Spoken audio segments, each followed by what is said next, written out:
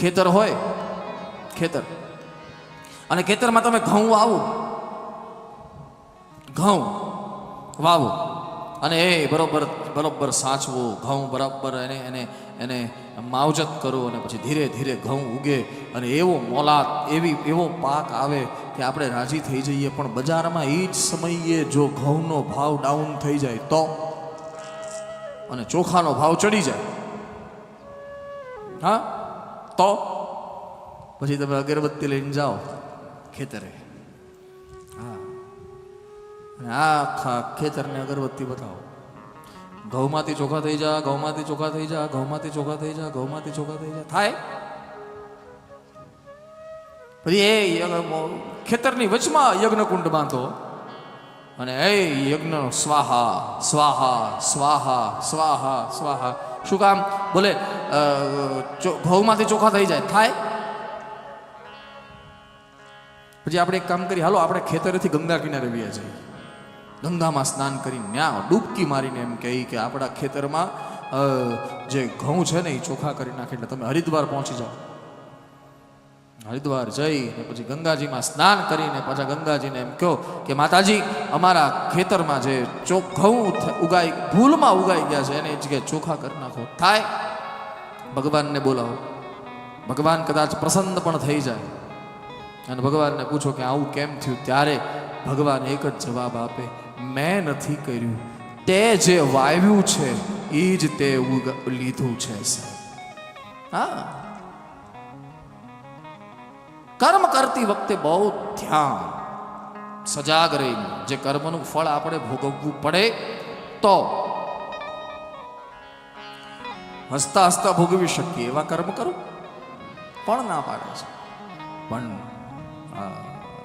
इसलिए मैं कह रहा हूं डरना जरूरी है, धर्म से नहीं कर्म से. महाभारत શું છે? એને જ શીખ્યું છે આપણને, વહી તો સિખાયા. અદ્વિતીય કથા છે, અદ્વિતીય કથા. આવી આવી આવી કથા ભગવાન વ્યાસની ઉત્તમમાં ઉત્તમ કોઈ કૃતિ હોય તો એ મહાભારત છે. આનાથી ઉત્તમ કોઈ કૃતિ નથી સાહેબ. દ્રૌપદી અને કુંતાજી ચર્ચા કરે ને એમાં મહાભારત છે. દાદા ભીષ્મ અને યુધિષ્ઠિર ચર્ચા કરે એમાં મહાભારત છે. કૃષ્ણ અને અર્જુન સંવાદ કરે એમાં મહાભારત છે. વિદુરજીએ જ્યારે ધૃતરાષ્ટ્રને ઉપદેશ આપ્યો એ મહાભારત છે. વહાં હે મહાભારત. આ કાંઈ બાધાબાધીની કથા નથી, નકરી યુદ્ધની કથા નથી ના. इसीलिए महाभारत होना चाहिए, महाभारत पढ़ना चाहिए, पढ़ना चाहिए. ये महाभारत की रचना करी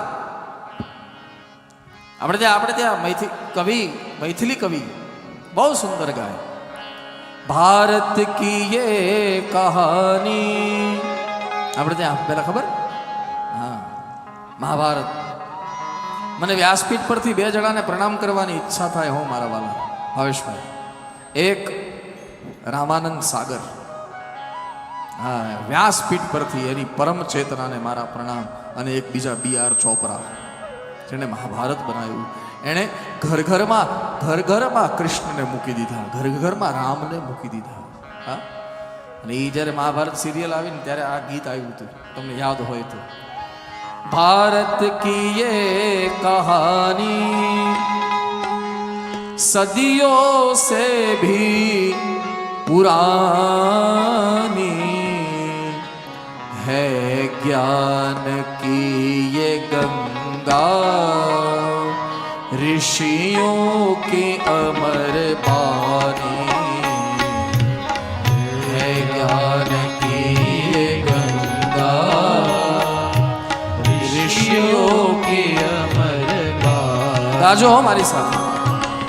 ये विश्व भारती है, वीरों की आरती है नित नई पुरानी, भारत की ये कहानी है नित नई पुरानी, भारत की ये कहानी.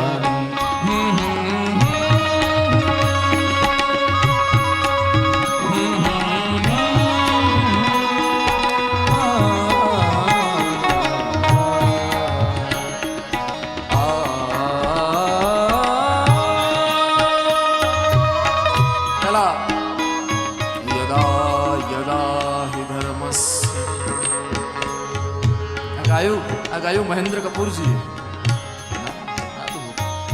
भारत की ये कहानी मैं समय हूं याद आवे છે मैं समय भारत की ये कहानी है नित नई पुरानी भारत की ये कहानी है नित नई पुरानी भारत की ये कहानी ये महाभारत की रचना थई छता भगवान व्यासने शांतिનો અનુભવ ન થયો ભગવાન વ્યાસ વિચાર કરવા લાગ્યા અરે રે મેં આટલું બધું જગતના ઉપયોગ માટે કર્યું છતાં મને શાંતિનો અનુભવ નથી થતો